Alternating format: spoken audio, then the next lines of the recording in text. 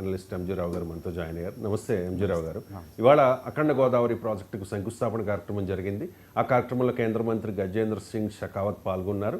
అలాగే local MP Purandeswari కూడా పాల్గొన్నారు.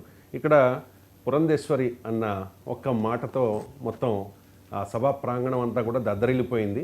ఇప్పుడు అదే ట్రెండింగ్. ఎక్కడ చూసినా కూడా పవన్ కళ్యాణ్ సీఎం అని చెప్పి జన సైనికులందరూ కూడా విపరీతంగా ఆ పోస్ట్ని, ఆ వీడియోని వైరల్ చేస్తూ ఉన్నారు. తదాస్తు అంటూ కూడా కామెంట్ చేస్తూ ఉన్న పరిస్థితి కనిపిస్తూ ఉంది. సో దీని అంతటికీ కారణమైన ఎంపీ పురంధేశ్వరి ఏం మాట్లాడారు ఒకసారి విందాం. బయట ఆంధ్ర రాష్ట్ర ముఖ్యమంత్రి వర్యులు పెద్దలు సోదరులు పవన్ కళ్యాణ్ గారికి, ఆంధ్ర రాష్ట్ర ముఖ్యమంత్రి వర్యులు పెద్దలు సోదరులు పవన్ కళ్యాణ్ గారికి, ఆంధ్ర రాష్ట్ర ముఖ్యమంత్రి వర్యులు పెద్దలు సోదరులు పవన్ కళ్యాణ్ గారికి. బహుశా పురంధేశ్వరి అన్యాపదేశంగా అని ఉండవచ్చు, లేకపోతే ఏమో పురంధేశ్వరి మనసులో ఏముందో మనకు తెలియదు.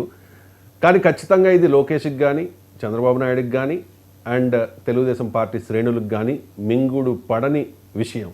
ఏమంటారు? అన్యాపదేశంగా చేశారా, లేకపోతే పురంధేశ్వరి ఎందుకు చేశారు? ఒక సంచలనంగా మారుతుందని తెలిసి మాట్లాడారా? ఏం చెప్తారు ఎంజీరావు గారు? పురంధరేశ్వరి కేంద్ర మంత్రిగా పనిచేసేటప్పుడు భారతదేశానికి ఒక గొప్ప ప్రధాని అయిన మన్మోహన్ సింగ్ గారి మాటల్లో చెప్పాలంటే ఈవిడ హైలీ టాలెంటెడ్. 2 నుంచి 3 లాంగ్వేజ్లు మాట్లాడే ఉన్నత విద్య ఉంది. కేంద్ర మంత్రిగా అంతర్జాతీయ వ్యవహారాల్లో మొన్న కూడా పహల్గాం దాడి తర్వాత ప్రధానమంత్రి పంపిన ప్రతినిధి బృందంలో, ఎంపీల ప్రతినిధి బృందంలో ఈవిడ వెళ్ళి ఎంత చక్కగా మాట్లాడిందో మన యూరోపియన్ కంట్రీస్లో మనం చూడవచ్చు. దీని అంతటిని బట్టి చూస్తే ఆవిడ అన్యాపదేశంగా మాట్లాడిందా లేదా అనేదాన్ని చెప్పే ముందు మాత్రం ఆవిడ ఇప్పుడు మాట్లాడేది రాజమహేంద్రవరం అంటే ఇప్పుడు ఒక రకంగా చెప్పాలంటే జనసేన చాలా బలంగా ఉన్న ఏరియా అండి అది. అదంతా ఈస్ట్ వెస్ట్, ఒక పూర్వపు ఈస్ట్ వెస్ట్ అంతా. ఇక్కడ ఈవిడ అన్యాపదేశంగా మాట్లాడిందా అని అనిపించడం అనేది చాలా తక్కువగా ఉంది. ఎందుకంటే జన సైనికులు ఈరోజు పవన్ కళ్యాణ్ గారి సీఎం అవ్వాలని జన సైనికులు ఒకళ్ళే కోరుకోవడం లేదండి. ఎందుకంటే నేను ఏం చెప్తున్నానంటే ఒక 2 దృఢమైన బలమైన 2 క్యాస్టుల మధ్యలోనే ఏపీ పాలిటిక్స్, ఏపీ అవతరించి స్వతంత్రం వచ్చిన కాడి నుంచి ఉన్నదాన్ని మొట్టమొదటిగా పవన్ కళ్యాణ్ చాలా శక్తివంతంగా బయటికి తీసుకొచ్చి 3వ దారి ఏర్పరిచారనమాట. ఇప్పుడు పవన్ కళ్యాణ్ సీఎం అవుతే బాగుంటుంది చంద్రబాబు నాయుడు గారి తర్వాత అనేది ఒక బలమైన దృక్పథం కేవలం జన సైనికుల్లో లేదు, ఆంధ్రప్రదేశ్లో చాలా మట్టి కనపడుతుంది. ఆ పల్సు పురంధరేశ్వరికి అర్థమైందేమో. పురంధరేశ్వరి గారికి అంత అన్యాపదేశంగా మాట్లాడే అంత వ్యక్తిత్వం ఆవిడది కాదు, కావాలనే మాట్లాడి ఉండొచ్చు. ఎందుకంటే పురంధరేశ్వరి గారికి కూడా చాలా అన్యాయం, ఒక రకంగా చెప్పాలంటే చాలా అన్యాయం జరిగి ఉండొచ్చండి. It may be happened. ఎందుకంటే ఆవిడ ఇప్పుడు ఈ లోక్సభ ఎన్నికల తర్వాత లోక్సభకి స్పీకర్ అభ్యర్థిత్వానికి ఓంప్రకాష్ బిర్లాతో పాటు ఈవిడ పేరు కూడా పరిశీలనకు వచ్చింది. మరి ఎందుకు ఆగిపోయింది?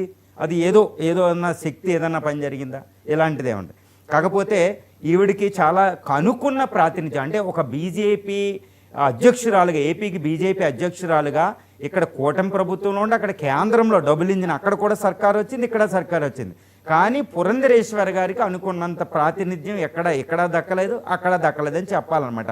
ముఖ్యంగా కేంద్ర ప్రభుత్వం లోక్సభ స్పీకర్కి అభ్యర్థిత్వం రావాలి, లేదా కేంద్ర మంత్రి అయినా అయ్యి ఉండాలి. ఆవిడలో తీవ్రమైన అసంతృప్తి ఉంది. ఏదైనా శక్తి ఆవిడ వెనకాల పనిచేసిందా లేదా అనేది నాకైతే అర్థం కాదు. ఏదో అదృశ్య శక్తి ఉంది, అందుకని ఆవిడ అక్కడ ఉంది. కానీ ఫ్యామిలీలో దగ్గుపాటి వెంకటేశ్వర ఒక బుక్ లాంచ్ చేసినప్పుడు ఫ్యామిలీలో సయోధ్య అనేది తర్వాత కుదరడం జరిగింది.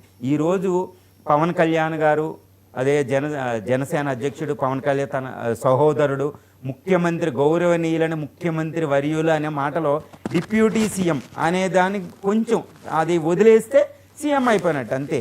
అలా టంగ్ స్లిప్ అవ్వచ్చు, కానీ చాలా అన్యాపదేశంగా మాట్లాడినట్టు అక్కడ ఏం కనపడడం లేదు.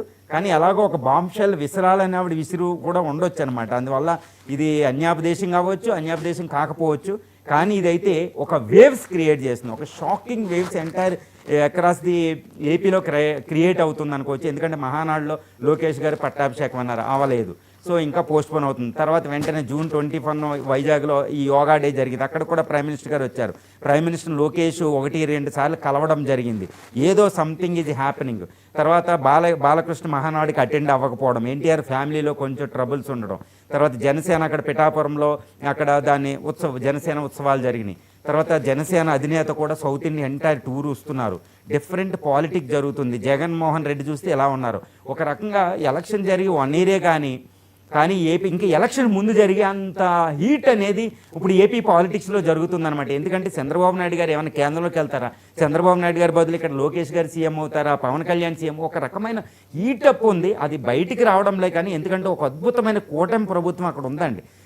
అన్నెసరీగా అక్కడ డిస్కషన్స్ పెట్టరు. బట్ ఇప్పుడు పురంధరేశ్వరి గారు అన్న మాట, ఇంకా ఈ మాటలు ఏంటంటే చంద్రబాబు నాయుడు గారి తర్వాత సీఎం ఎవరు అనేది ఒక బిగ్గెస్ట్ డిస్కషన్స్ అనేది ఇంటర్నల్గా కూటమిలో జరుగుతుంది అనేది అర్థమవుతుంది. ఎందుకంటే జన సైనికులు అనేది ఎవరైనా ఏ పార్టీ అధినేతను అవ్వాలని కోరుకుంటున్నారు. ఎందుకంటే ఇప్పుడు పవన్ కళ్యాణ్ అవ్వాలనే కోరుకుంటున్నారు అందరూ.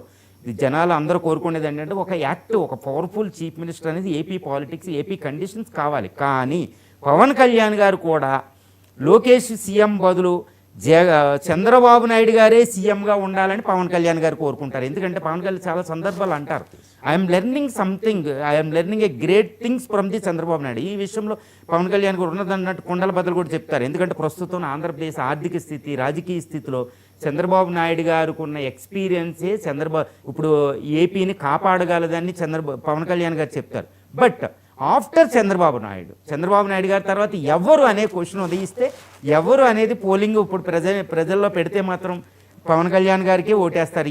ముఖ్యంగా ఇది చెప్పడానికి ఇప్పుడు బాంబెల్ పేల్చి ఉండొచ్చు, కానీ అది టంగ్ స్లిప్లో ఆ వర్డ్ పోతుందండి. అంటే మనసులో ఉన్నది ఒక్కొక్కసారి బయటకు వచ్చేస్తుంది అంటూ ఉంటారు కదా. ఇప్పుడు పురంధేశ్వరి భారతీయ జనతా పార్టీ నాయకురాలు, మిత్రపక్షం నాయకురాలు మాత్రమే కాదు, చంద్రబాబు నాయుడు గారి కుటుంబ సభ్యురాలు. చంద్రబాబు నాయుడుకి వదిన గారు అవుతారు. కాబట్టి అంటే వాళ్ళిద్దరికి మధ్య దగ్గుబాటి వర్సెస్ నారా చాలా ఇష్యూ నడిచింది కదా. రీసెంట్గా కూడా వాళ్ళు సరదాగా చమత్కరించుకుంటూ కూడా మాట్లాడారు. అంటే సంథింగ్ ఏదో జరుగుతోంది అనే ఒక ఇండికేషన్గా భావించకూడదా దీన్ని? ఎస్ అండి. ఇప్పుడు ఒకటి గుర్తుపెట్టుకోవాలి, చంద్రబాబు నాయుడు గారు జైల్లోకి వెళ్ళినప్పుడు, రాజమండ్రి సెంట్రల్ జైల్లోకి, అది ఇప్పుడు రాజమండ్రి సెంట్రల్ జైల్లోకి వెళ్ళినప్పుడు పురంధరేశ్వరి గారు, పవన్ కళ్యాణ్ గారు చాలా కృషి చేసి ఎక్కడో ఉన్న టీడీపీకి, బీజేపీకి ఒక కూటమి ఏర్పాటు వెనకాల చాలా అద్భుతమైన కృషి పురంధరేశ్వరి గారిది ఉంది, పవన్ కళ్యాణ్ గారిది ఉంది. ఈ విషయం మనం ఒప్పుకోవాలి. కానీ కూటమి ప్రభుత్వం ఒక ల్యాండ్ స్లైడ్ విక్టరీ 175కి 164 వచ్చేసి, అంటే జనసేన, బీజేపీ, టీడీపీ కలిపి 164 సీట్లు వచ్చేసి హ్యూజ్ ఓట్ బ్యాంక్ వచ్చి, అది కూడా కేంద్రంలో ఎంత రోల్ వీళ్ళ పాత్ర ఉంటుందని మాత్రం ముందు ఊహించుకోలేదు. కానీ పురంధరేశ్వరి గెలిచారు, ఇంకొక 2 ఎంపీ సీట్లు గెలిచినప్పటికీ ఇప్పుడు ఏపీలో. కానీ పురంధరేశ్వరి గారికి రావాల్సిన అద్భుతమైన స్థానం అనేది ఆవిడకి దక్కలేదు, ఇప్పటికి దక్కలేదు. కేంద్ర మంత్రి పోస్ట్ అయినా ఉండాలి, అట్లీస్ట్ లోక్సభ స్పీకర్గానైనా ఉండాలి, చాలా అద్భుతమైన పాత్ర ఆవిడకి ఉండాలి. కానీ ఆవిడకి లేదు. అంటే తీవ్రమైన అసంతృప్తి ఆవిడలో ఉండొచ్చు. దాని వెనకాల ఏ శక్తి ఉందో ఏంటి అనేది తర్వాత విషయం అండి. ముందైతే ఆవిడ అసంతృప్తి అనేది ఉంది. ఇప్పుడు ఆవిడ కావాల్సిన పాత్ర, ఇంకే 4 సంవత్సరాలు గవర్నమెంట్ అక్కడ కేంద్రంలో ఉండబోతుంది, ఇక్కడ ఉండబోతుంది. మరి ఏంటి ఈవిడ పాత్ర ఏముండబోతుంది అనేది ఇక్కడ ప్రధానమైన సమస్య.